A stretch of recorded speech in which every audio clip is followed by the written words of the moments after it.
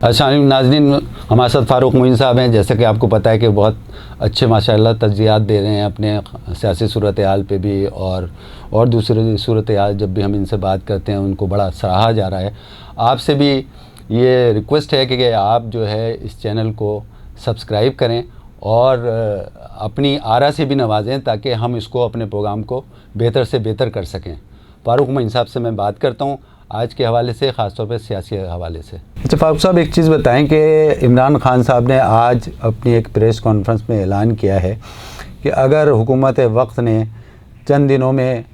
انتخابات کا اعلان نہیں کیا تو وہ لانگ مارچ کی کال دے دیں گے. اس سلسلے میں ذرا کچھ اپنا تبصرہ بیان کریں پلیز. بسم اللہ الرحمن الرحیم. شکریہ عاطف صاحب. یہ میں نے پہلے بھی گزارش کری تھی آپ کے پروگرام میں کہ اکتوبر کے مہینے میں عید میلاد النبی کے بعد اعلان کریں گے کہ کب لانگ مارچ ہوگا. آج جو انہوں نے اسلام آباد میں اہم پریس کانفرنس کی ہے عمران خان صاحب نے، اس کا لب لباب یہ ہے کہ جی انہوں نے کہا ہے کہ جب تک حکومت عام انتخابات کرانے کا اعلان نہیں کرے گی یہ ملک کے لیے نقصان دہ ہے. اس لیے میں حکومت کو متنبہ کرنا چاہتا ہوں کہ تھوڑے دن کا میں وقفہ اس میں دے رہا ہوں کہ آپ چند دن میں صاف شفاف عام انتخابات پاکستان میں کرائیں تاکہ جو عوام کے حقیقی نمائندے ہیں جمہوری عمل کے ذریعے وہ اقتدار میں آئیں اور پاکستان کو جتنے مسائل درپا ہیں اس وقت ان کا حل عوام کی توقعات کے مطابق حل ہو، تاکہ عوام بھی خوش ہو جمہوری نظام سے، ان کے مسائل بھی حل ہوں اور پاکستان ایک جمہوری ملک کی حیثیت سے آگے ترقی کرے. تو میں یہ سمجھتا ہوں کہ یہ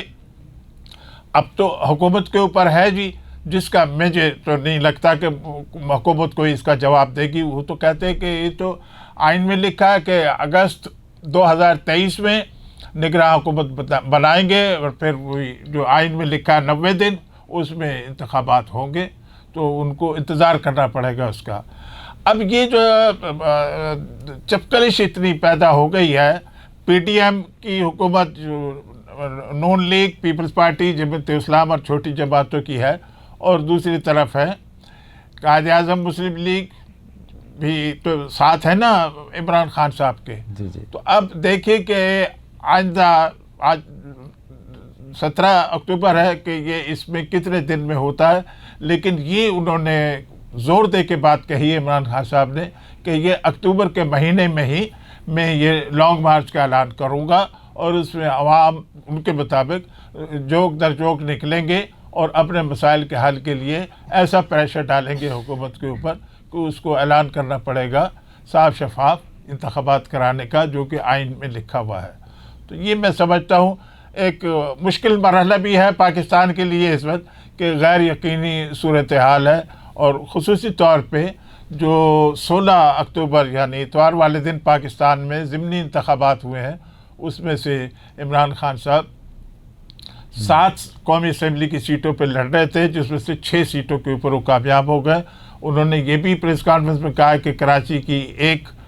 قومی اسمبلی کا حلقہ جس سے وہ ہارے ہیں اس میں دھاندلی ہوئی ہے، اور اس کے واضح ثبوت سب کچھ موجود ہیں اور یہ ٹی وی چینلوں پر بھی دکھائے گئے ہیں. لیکن میں سمجھتا ہوں کہ اب الیکشن کمیشن کے اوپر ہے کہ وہ کیا فیصلہ اس سلسلے میں ڈکلیئر کرتا ہے. پٹیشن وہ فائل کریں گے جو الیکشن ٹرائبیونل میں ہوتی ہے جی. تو یہ میں سمجھتا ہوں کہ بس اللہ جو بھی کرے بہتر ہی کرے، لیکن جو محاذ آرائی ہے عمران خان صاحب اور پی ڈی ایم کی حکومت میں وہ جاری ہے. دیکھیں آگے وقت بتائے گا کہ کیسا لانگ مارچ ہوتا ہے اور کتنی کامیابی ہوتی ہے. کیونکہ اس سے پہلے آج ہی کے دن اسلام آباد میں وفاقی وزیر داخلہ رانا ثناء اللہ صاحب نے بھی پریس کانفرنس کی ہے، اور انہوں نے کہا کہ جو یہ دھمکی دے رہے ہیں لانگ مارچ کی، ہم پورے طاقت کے ساتھ اس کا مقابلہ کریں گے اور ایسی کوئی کامیابی نہیں ہونے دیں گے اس لانگ مارچ کے سلسلے میں. تو یہ میرا تجزیہ ہے کہ جی حکومت کا ایک الگ سٹینڈ ہے، عمران خان صاحب کا الگ سٹینڈ ہے. تو آپ دیکھیں قوم کی قسمت میں کیا لکھا ہوا ہے. فاروق صاحب ایک چیز اور بتائیں کہ ابھی جو عمران خان صاحب نے اسی پریس کانفرنس میں یہ بھی کہا ہے کہ ان حالات میں جو ہے وہ ملک جو ہے ڈیفالٹ کی طرف جا رہا ہے.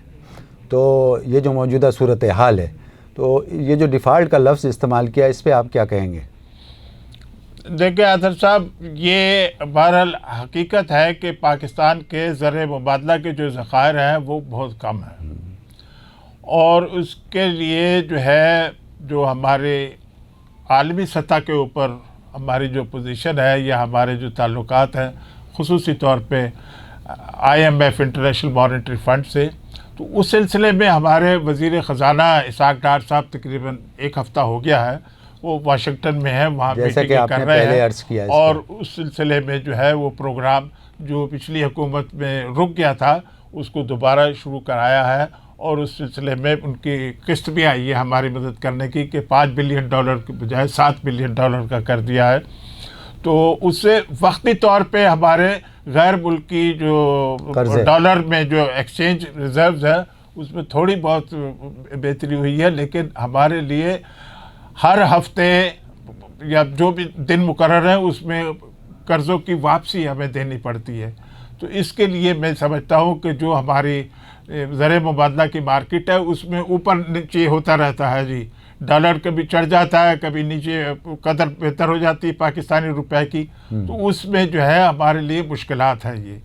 دوسری میں یہ سمجھتا ہوں کہ جو ہماری حکومت نے یہ مجبور ہو کے، میرا خیال ہے کہ عمران خان صاحب کے ڈر کی وجہ سے، یہ جو ہے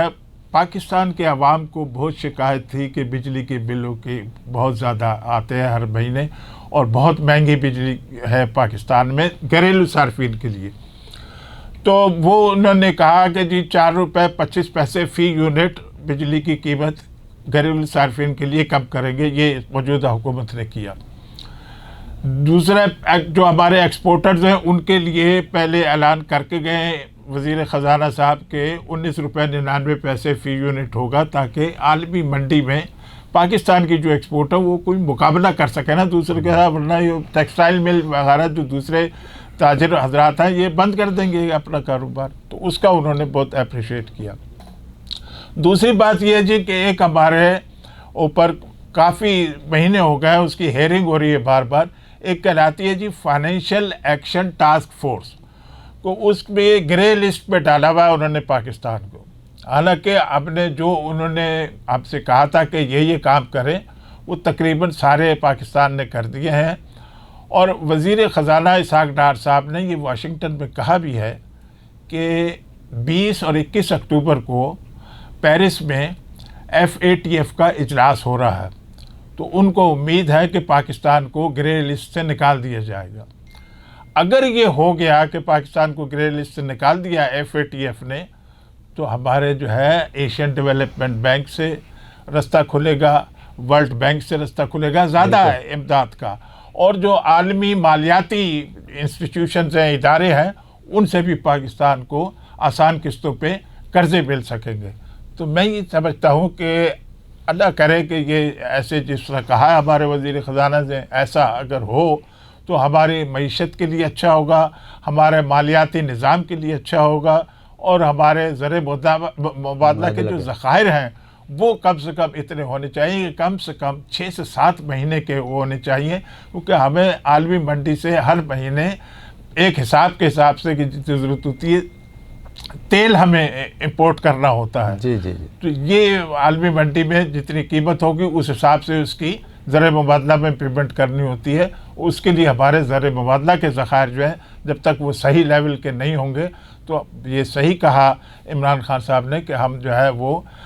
ڈیفالٹ کی طرف چلے جائیں گے، یعنی ہمارے لیے بینکرپسی نہ ہو جائے، یہ ہمارے لیے ایک بہت ہی افسوسناک صورتحال ہوگی۔ تو ہمیں یہ کوشش کرنی چاہیے حکومت کو خاص طور پہ کہ ایسی اللہ نہ کرے صورتحال پیدا نہ ہو۔ یہ کہتے ہیں وزیر خزانہ کہ ہم ڈیفالٹ نہیں کریں گے، اور کوئی پیرس کلب کے پاس اپنے جو قرضے ہیں غیر ملکی ان کو ری شیڈول کرانے بھی نہیں جائیں گے۔ ہمارے پاس ہے اتنے زر مبادلہ کہ ہم قرضے بھی پیمنٹ کریں اور ڈیفالٹ بھی نہیں کریں گے۔ شکریہ فاروق صاحب، آپ نے بہت اچھا تجزیہ پیش کیا، آپ کا بہت بہت شکریہ۔ ناظرین، آپ نے دیکھا کہ فاروق معین صاحب نے جیسے کہ پچھلے تمام پروگراموں میں اچھے تجزیات پیش کیے ہیں، اور اس کی بڑی اچھا فیڈ بیک ہمیں مل رہا ہے۔ آپ سے بھی ریکویسٹ ہے کہ اس پروگرام کے حوالے سے بھی اپنا فیڈ بیک دیں، اور آئندہ پروگرام تک کے لیے مجھے اور میرے کیمرہ مین لیاقت اللہ خان کو اجازت دیں۔ فاروق صاحب، آپ کا بہت شکریہ، ہم انشاءاللہ آپ سے نیکسٹ پروگرام میں بھی آپ کو زحمت دیں گے۔ ٹھیک ہے ناظرین، پھر انشاءاللہ اگلے پروگرام تک اجازت دیں، اللہ حافظ.